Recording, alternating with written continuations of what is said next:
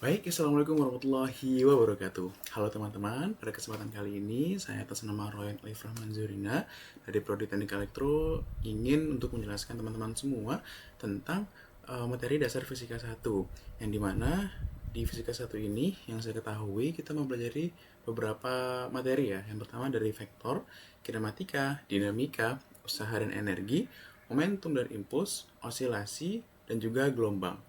Baik, kita langsung saja ke penjelasannya. Di sini yang pertama kita akan membahas tentang vektor. Jadi, apa sih itu vektor, teman-teman? Sebelum kita lebih lanjut lagi membahas tentang vektor lebih rinci, kita mungkin bisa sedikit menjelaskan definisi dari vektor itu sendiri ya. Jadi, vektor itu sendiri adalah besaran yang memiliki nilai besar dan juga arah. Nah, di sini sudah ada konsep dari vektor itu sendiri. Vektor itu dibagi dua, teman-teman. Vektor itu punya besaran. Nah, besaran vektor itu dibagi menjadi dua. Ada skalar dan juga ada besaran vektor itu sendiri. Jadi, besaran skalar itu adalah besaran yang hanya memiliki nilai dan tidak memiliki arah. Contohnya, jarak, luas, volume, entah itu volume bangun dan lain sebagainya, berada daya, kelajuan, dan lain-lain. Misalnya nih, kayak kita punya volume kubus. Nah, itu tidak mempunyai nilai dan tidak memiliki arah. Terus kita punya daya kelajuan untuk mengecas HP. Nah, itu tidak punya besaran dan juga memiliki nilai, hanya memiliki nilai, tidak memiliki arah. Lalu ada juga besaran vektor, yang dimana besaran vektor ini sendiri adalah besaran yang memiliki nilai dan juga arah. Contohnya perpindahan, percepatan mobil, gaya, dan lain sebagainya. Kita lanjut ke vektor. Jadi teman-teman, vektor ini biasanya dinotasikan dengan titik-titik atau dinotasikan dengan tanda panah. Yang dimana tanda panahnya ini bisa mengarah ke titik tertentu atau bisa mengarah ke arah tertentu. Nah, di sini ada cara menggambar vektor. Jadi vektor itu digambarkan dengan sebuah anak panah yang terdiri dari atas pangkal, panjang, dan juga arah anak panah. Nah, ini adalah arah vektor. Arah vektornya adalah ke atas dan juga ke kanan. Panjang vektor itu menunjukkan besar atau nilai suatu vektor, sedangkan pangkal itu menunjukkan titik awal atau titik tangkap sebuah vektor. Di sini dari cara menggambar vektor kita bisa membuat notasi vektor itu sendiri. Nah, vektor itu punya penamaan, teman-teman. Di sini penamaan vektor dari titik pangkal itu disebut dengan A dan titik akhir disebut dengan B. Sebenarnya angka huruf-huruf ini bisa diubah menjadi sesuai keinginan kita sendiri, tetapi vektor pada kesimpulannya hanya memiliki titik pangkal dan juga titik ujung atau arah vektornya itu sendiri. Jadi, penamaan vektor ini bisa menggunakan huruf non kapital ya, yang diberikan tanda panah di atasnya. Jadi bisa seperti ini teman-teman penulisannya. Lalu kita langsung lanjut kepada contoh dari vektor. Di sini kita bisa mengetahui ada sebuah contoh ilustrasi ketika seseorang ini mendorong sebuah balok. Di sini orang yang A, dia mendorong ke sebelah kanan, ke arah kanan dengan gaya 100 Newton. Dan orang yang B mendorong ke arah kiri dengan gaya 120 Newton. Yang ditanya adalah berapa sih hasil jumlah dari gaya antara kedua orang ini. Dengan demikian kita jumlahkan keduanya dan menghasilkan minus 20. Nah, ini adalah contoh atau ilustrasi penggunaan vektor itu sendiri. Jadi vektor orang A ke kanan, vektor orang B ke kiri. Baik, kita lanjut ke selanjutnya. Jadi vektor itu di dalam sebuah dimensi ada dua. Dalam sebuah ruang itu ada dua. Ada vektor di ruang 2 yang dimensi 2 dan juga vektor di dimensi 3. Baik, jadi itu penulisan vektor dengan angka itu ketika vektornya itu menyatakan arah ke kanan, itu dia positif. Kalau arah kiri dia negatif. Begitu juga sebaliknya, teman-teman. Kalau dia arahnya itu ke atas, berarti dia positif. Kalau arahnya ke bawah, berarti dia negatif. Nah, kemudian untuk menentukan angka sebuah vektor, di sini kita bisa menghitung jumlah vektor dari pangkal ke titik akhirnya, ke arahnya itu sendiri. Jadi misal di sini kita mengambil vektor A. Nah, vektor A dari pangkalnya di bawah ke kiri bawah dan juga titik akhirnya di kanan atas, maka kita akan menghitung nih dari kiri bawah ke kanan atas itu berapa. Yang pertama, kita akan menghitung berarti vektor A ini ke arah kanan, ke arah ujung pangkalnya ini. Kita akan menghitung di sini 1, 2, 3. Otomatis A-nya yang menjadi atas adalah 3. Dan setelah itu kita akan menghitung dari pangkal ini ke atas. 1, 2, 3, 4. Karena dia ke atas, berarti dia positif. Karena ke kanan, berarti dia juga positif. Jadi vektor A jumlahnya adalah 3 dan juga 4. Contoh lain lagi, misalnya kita cari yang negatif, teman-teman. Negatif misalnya di sini ada vektor C. Nah, vektor C ini dia dari pangkal kanan ke pangkal kiri. Dari pangkal bawah kanan ke ujung akhir kiri. Nah, dari pangkal kanan ini ke ujung akhir kiri itu berapa langkah? berapa kotak yang akan kita hitung. Di sini adalah satu kotak kemana? Ke kiri. Sedangkan ke kiri itu adalah negatif, maka dia hasilnya adalah negatif 1. Kemudian dia akan ke akhir, yaitu sejauh 4 kotak, yang dimana ketika dia ke atas berarti dia positif. Jadinya nilainya adalah -1 dan juga 4. Nah, penulisan seperti ini teman-teman bisa ditulis juga dengan cara seperti ini. Penulisannya juga sama, tapi bisa diubah penulisannya teman-teman, seperti itu. Nah, ini juga sama. Ini juga contoh dari soal. Ada sebuah soal dan contohnya seperti ini. Ini juga mirip dengan pengerjaan yang sebelah kiri, tapi ini adalah contohnya. Nah, kita lanjut ke vektor yang di ruang dimensi 3. Nah, dimensi 3 ini teman-teman, dia punya X, Y, dan juga Z. Yang dimana dia punya 3 nih teman-teman. Ada 3 vektor. X itu ditandakan dengan dia garis ke depan sini, Y ke kanan, ke kiri, dan juga Z itu ke atas dan juga ke bawah. Nah, vektor dari A itu sendiri adalah 2, 3, 5, yang dimana vektornya mengarah ke atas sini teman-teman. Jadi dia ke kanan itu 3 kali, ke X ke depan 2 kali, dan ke atas itu 5 kali. Sehingga notasinya seperti ini. Kita lanjut ke operasi vektor. Nah, vektornya sendiri punya banyak operasi teman-teman. Ada penjumlahan, pengurangan, dan juga perkalian. Yang pertama itu penjumlahan vektor. Jadi, untuk vektor, ketika dia dijumlahkan, maka kita bisa jumlahkan bagian atas dengan bagian atas, dan juga bagian bawah dengan bagian bawah. Jadi ada contoh. Contohnya adalah vektor P diketahui 5 dan juga -2, dan Q 3 dan juga 4. Intinya adalah penjumlahan dari vektor P dan juga Q. Maka, kita tinggal menjumlahkan 5 ke 3 dan juga -2 ditambah dengan 4. Hasilnya adalah 8/2. Kemudian, di sini juga ada untuk vektor yang ruang 3. Caranya juga sama, teman-teman.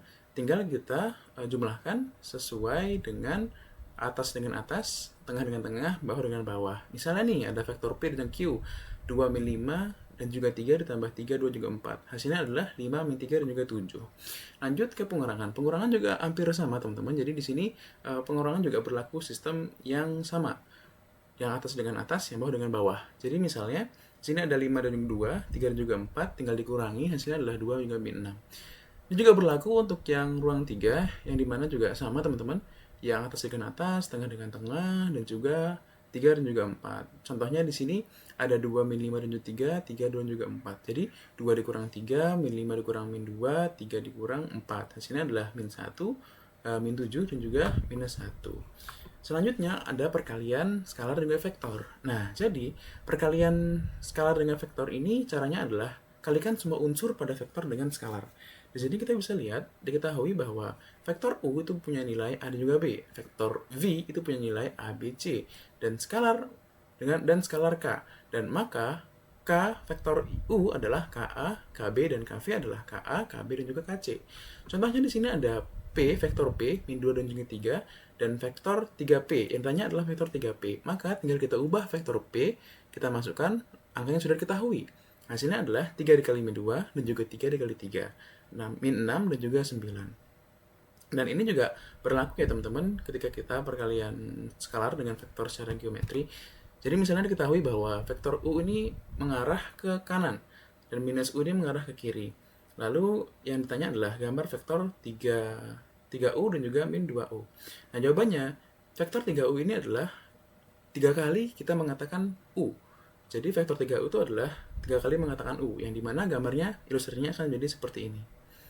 Dan yang B itu adalah 2 kali mengatakan minus 2, dan gambarnya akan menjadi seperti ini. Nah, jadi teman-teman, selanjutnya bisa ada juga operasi penjumlahan dan juga pengurangan vektor secara geometri. Misalnya diketahui vektor U dan juga V seperti ini, dan nanti penjumlahan keduanya adalah penggabungan dari hasil yang kedua ini. Hasilnya adalah garis lurus dari vektor U ke V, dari pangkal U ke akhir V.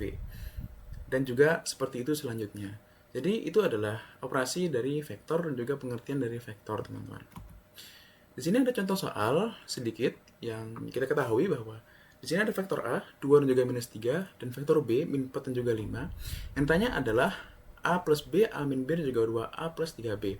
Nah, di sini untuk penjumlahan, kita tinggal jumlahin saja seperti biasa. Jadi 2 ditambah min 4, min 3 ditambah 5, jadi min 2 sama 2. Pengurangan juga demikian, tinggal dikurangi seperti biasa, atas dengan atas, bawah dengan bawah, hasilnya adalah 6 dan juga min 8. Nah, untuk yang nomor 3, ini kita perlu mengkalikan terlebih dahulu vektor dan juga skalarnya nih teman-teman. Jadi, vektor A dikali dengan skalarnya 2 dan vektor B dikali dengan skalarnya 3. Hasilnya adalah penjumlahan dari hasil skalar itu. Nanti akan menghasilkan min 8 dan juga 9. Selanjutnya ada soal nomor 2. Di sini kita punya gambar segi 6 ya. Yang ditanya adalah jika vektor AB sama dengan vektor U dan vektor F sama dengan vektor V, tentukanlah vektor DF. Nah, jadi yang ditanya adalah vektor DF. Dengan demikian, kita tinggal mengetahui saja vektor DF ini melewati vektor mana saja, teman-teman. Vektor DF ini juga sama dengan vektor apa saja. Nah, di sini sudah kita ketahui semua dia termasuk vektor apa yang dilalui, dan kita bisa menemukan, kita jabarkan vektor DF ini melalui vektor DC, vektor CO, dan juga vektor OF. Yang dimana ketika kita sudah mengetahui, tinggal kita jumlahkan saja semua yang kita ketahui ini. Jadi vektor DF itu adalah minus B dari vektor DC ditambah dengan minus U dari vektor CO dan ditambah dengan minus U lagi dari vektor OF. Jadi kenapa 2 double U? Karena vektor ke C ke F ini adalah satu, teman-teman. Dia termasuk dalam vektor U, minus U. Kenapa minus U? Karena arahnya ke kiri. Jadi dia minus U. Jadi ketika kita jabarkan kedua, kita belah 2, kita bagi 2, maka akan sama saja. Ini sama dengan minus U, ini sama dengan minus U. Dan nanti hasilnya adalah vektor DF minus V min 2U. Seperti itu, teman-teman. Kita lanjut ke pembahasan selanjutnya adalah kinematika. Jadi kinematika ini kita bagi menjadi 2, ada kinematika 1 dan juga kinematika 2.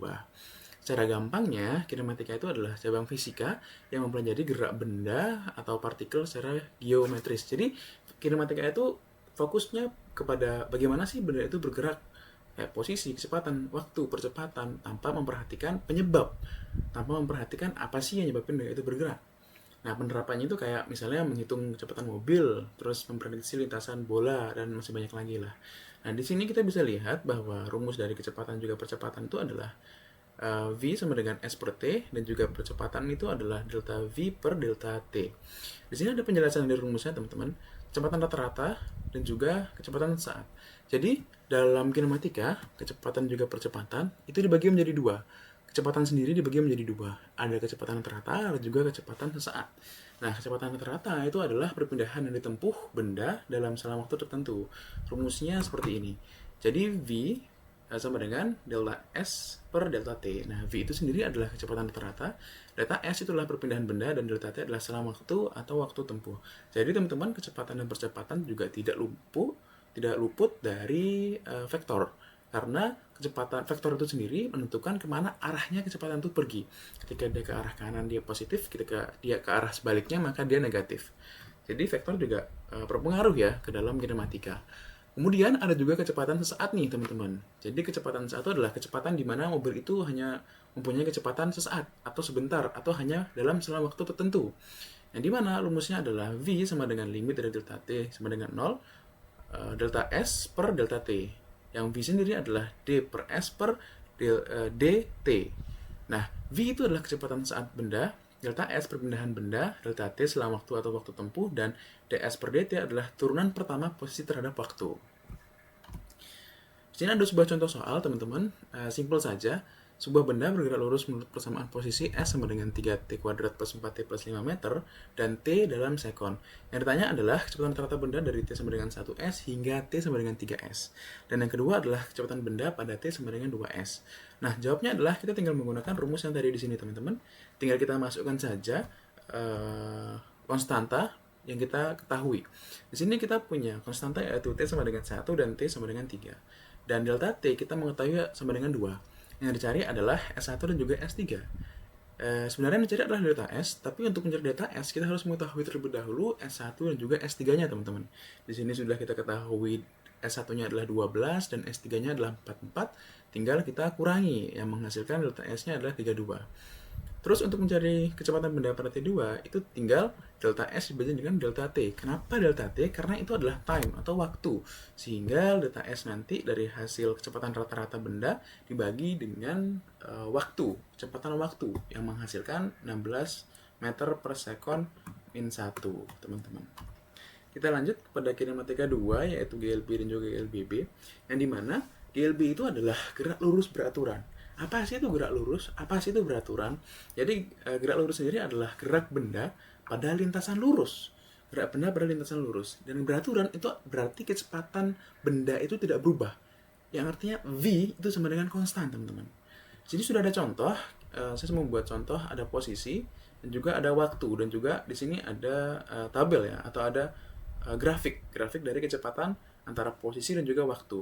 Rumus dari gerak lurus beraturan itu sendiri adalah V sama dengan delta X per delta T, yang dimana penjabarannya X min XO per T min TO. Nah, di sini kita ketahui posisinya dari 02468 dan waktunya adalah 01234. Di sini juga grafik kecepatannya dia konstan naik, teman-teman. Sehingga nanti kita ketahui kecepatannya sendiri adalah 8 ini min 4 dikurangi karena posisi maksimum dan juga waktu maksimum, dan juga 4 dikurangi dengan 2, yang dimana hasilnya adalah 2 meter per sekon. Begitu juga dengan gerak lurus berubah beraturan, yang dimana konsepnya sama tapi yang berbeda adalah berubah beraturan. Jadi gerak lurus sendiri adalah gerak benda pada lintasan lurus, sudah pasti, dan berubah beraturan. Pertanyaannya adalah apanya yang berubah? Yang berubah adalah kecepatan. Dan beraturan berarti nilai berubahnya selalu sama atau stabil. Jadi perubahan kecepatan itu pada selang waktu tertentu itu disebut dengan percepatan.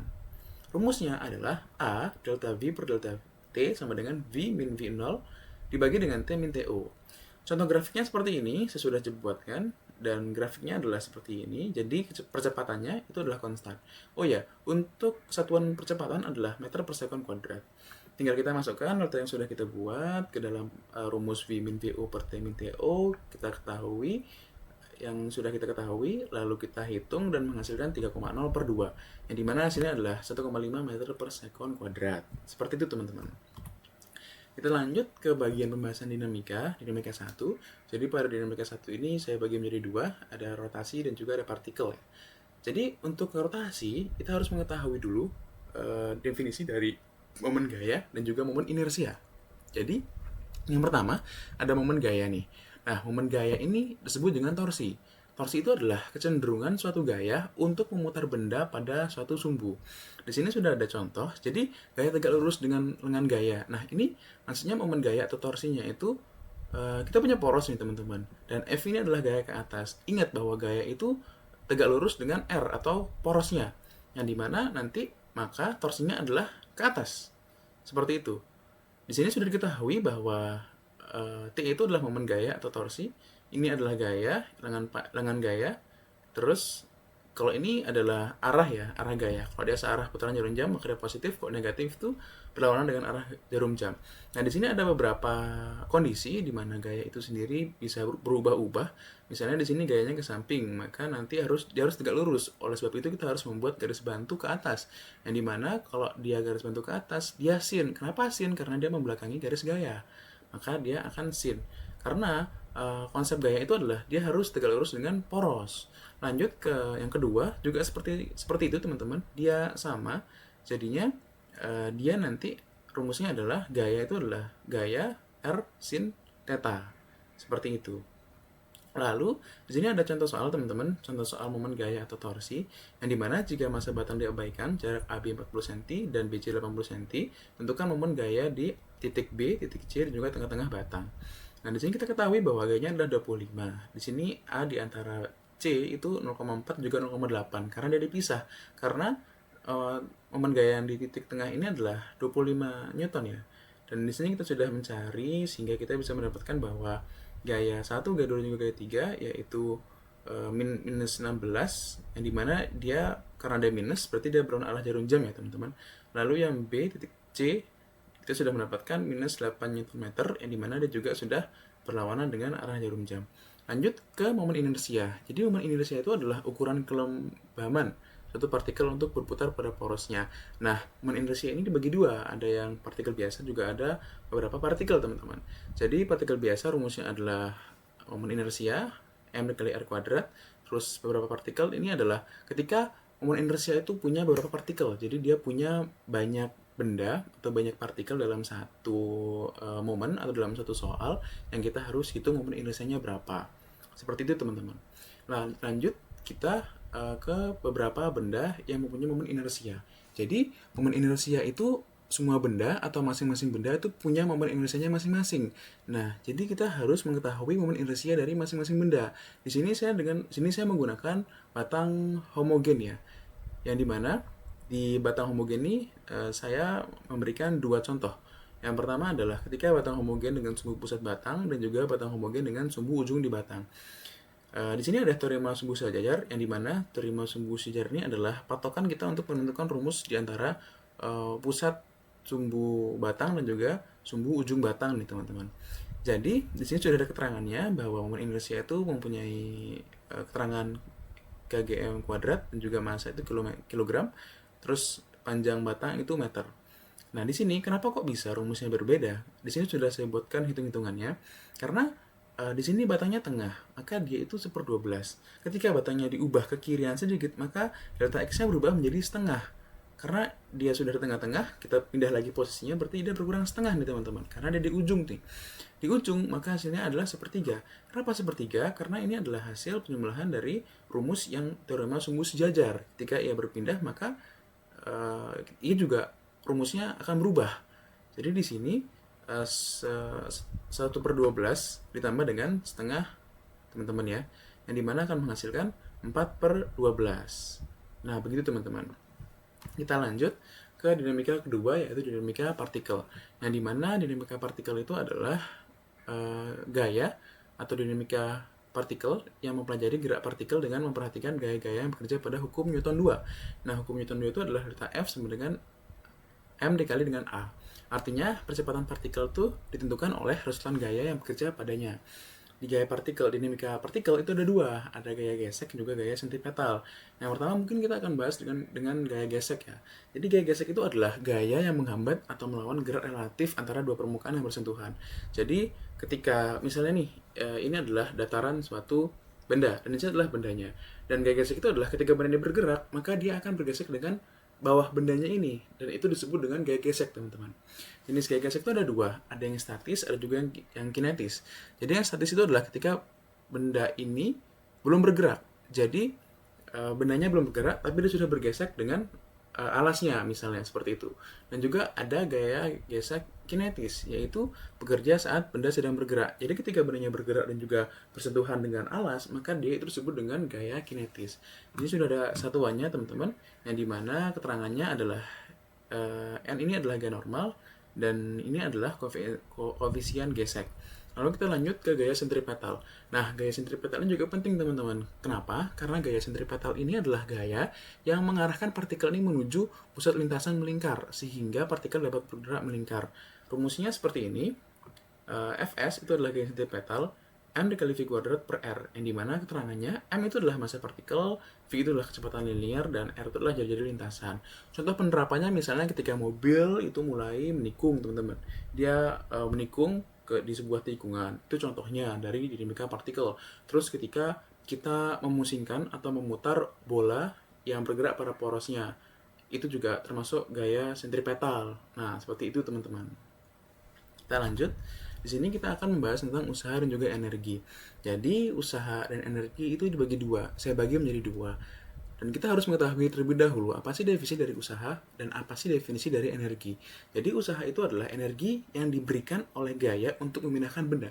Jadi usaha itu adalah ketika dia punya energi nih, dan energinya dikasih oleh gaya yang tadi.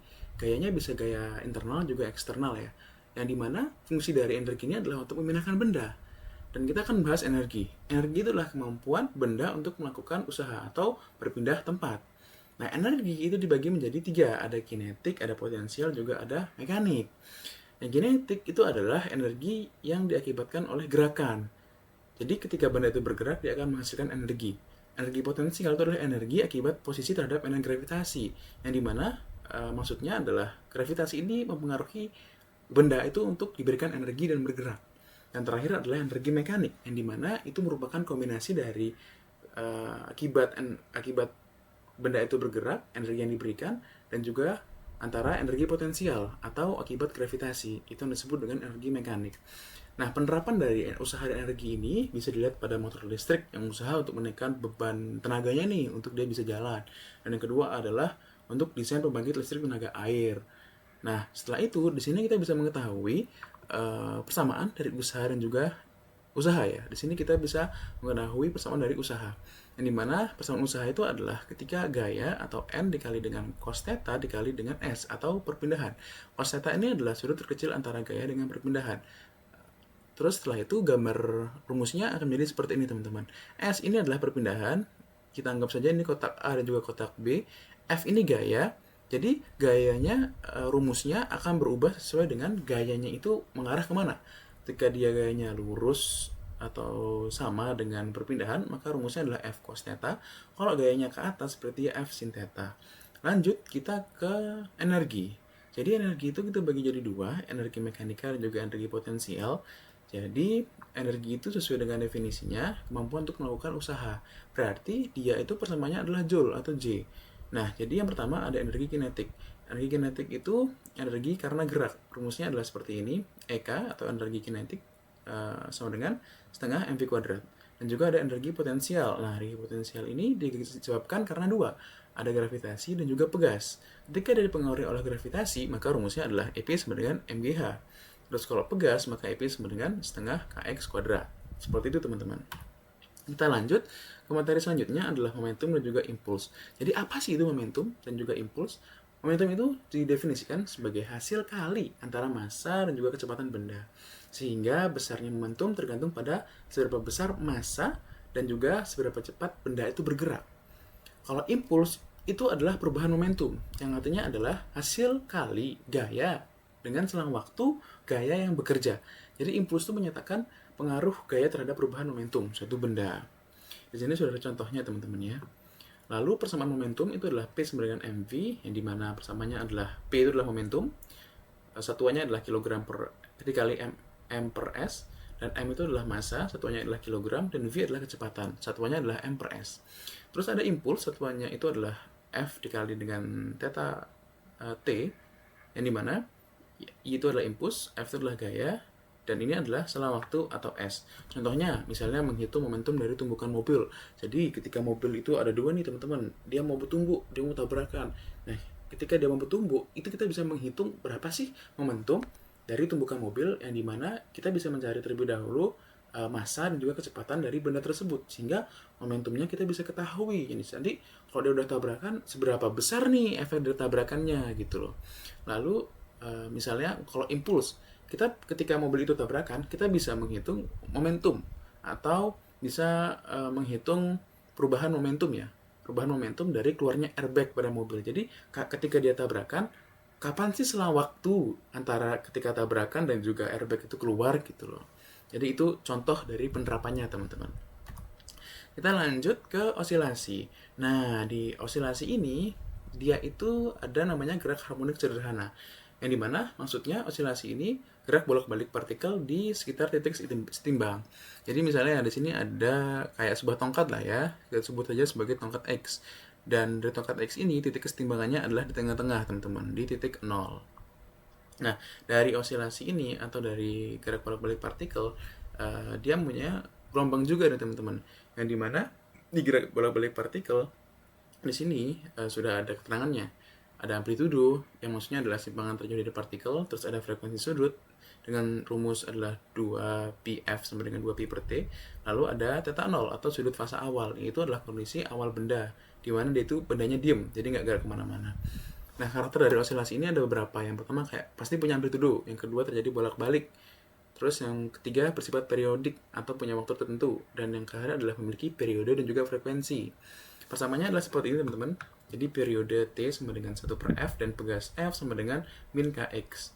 Nah, di sini ada 3 satuan penting dalam osilasi, yaitu amplitudo, yang tadi kita sudah sebutkan, yaitu simpangan maksimum dan titik keseimbangan, dan juga ada periode atau T, waktu yang dibutuhkan untuk satu getaran penuh, dan terakhir adalah frekuensi atau banyaknya getaran tiap detik.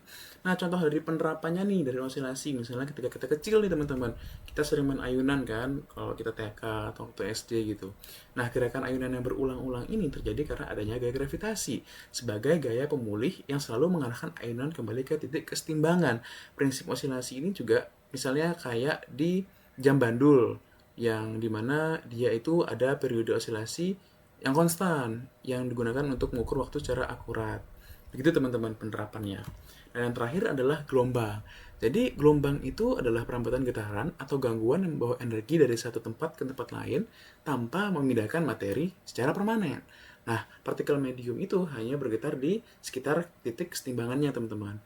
Persamaan panjang gelombang itu kita di sini ada panjang gelombang sama dengan V per F. Di sini ada penjelasannya, yaitu adalah amplitudo atau A itu keseimbangan maksimum, panjang gelombang, jarak satu gelombang penuh, dan periode atau T, waktu untuk satu getaran, dan terakhir adalah frekuensi, jumlah getaran per detik, sama cepat lambat gelombang atau V. Jenis-jenis gelombang itu ada dua, ada yang berdasarkan medium sama berdasarkan arah getaran. Yang kalau dari mediumnya itu ada mekanik sama elektromagnetik. Kalau mekanik itu punya medium yang untuk merambat, kayak gelombang air, bunyi, gelombang pada tali, dan lain sebagainya. Kalau gelombang elektromagnetik itu nggak perlu medium, jadi dia ya udah nggak apa-apa, nggak usah pakai medium. Kayak misalnya mekanik kan perlu gitar, misalnya kayak gitar ya. Gitar kan itu gelombang mekanik karena dia punya medium. Mediumnya apa? Senar gitar. Kalau gelombang elektromagnetik dia nggak perlu medium, jadi kayak cahaya, sinar X, radio, dan lain sebagainya. Terus kalau dari arah getar itu ada transversal dan juga gelombang longitudinal. Nah, ini adalah contoh gelombang transversal. Dia dihitung sebagai satu gelombang penuh ketika dia punya satu bukit dan juga satu lembah. Dia transversal. Misalnya gelombang pada tali, cahaya, gitu. Jadi arah rambatan atau arah getarannya itu tegak lurus. Tegak lurus dari arah rambat. Kalau gelombang longitudinal itu seperti ini, teman-teman. Jadi kayak pair misalnya atau string gitu. Jadi dia itu sejajar arah rambatan. Dihitung sebagai satu gelombang penuh ketika dia punya satu rapatan dan juga satu renggangan. Kalau di sini ini adalah dua renggangan penuh. Dia punya dua rapatan dan juga dua renggangan di sini, teman-teman. Nah, dari gelombang-gelombang yang tadi, kita bisa melihat sifat-sifat dari gelombang, yaitu yang pertama, adanya pemantulan, ada refleksi.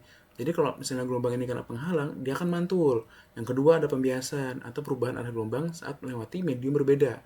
Terus, ada juga gelombang yang menyebar saat melewati celah sempit, atau disebut dengan difraksi. Dan yang terakhir, gelombang itu ada perpaduan dua gelombang yang nantinya bisa menghasilkan gelombang itu apakah dia memperlemah atau memperkuat. Jadi begitu teman-teman untuk penjelasan dari fisika dasar 1 ini. Terima kasih sudah mendengarkan dan assalamualaikum warahmatullahi wabarakatuh. Dadah.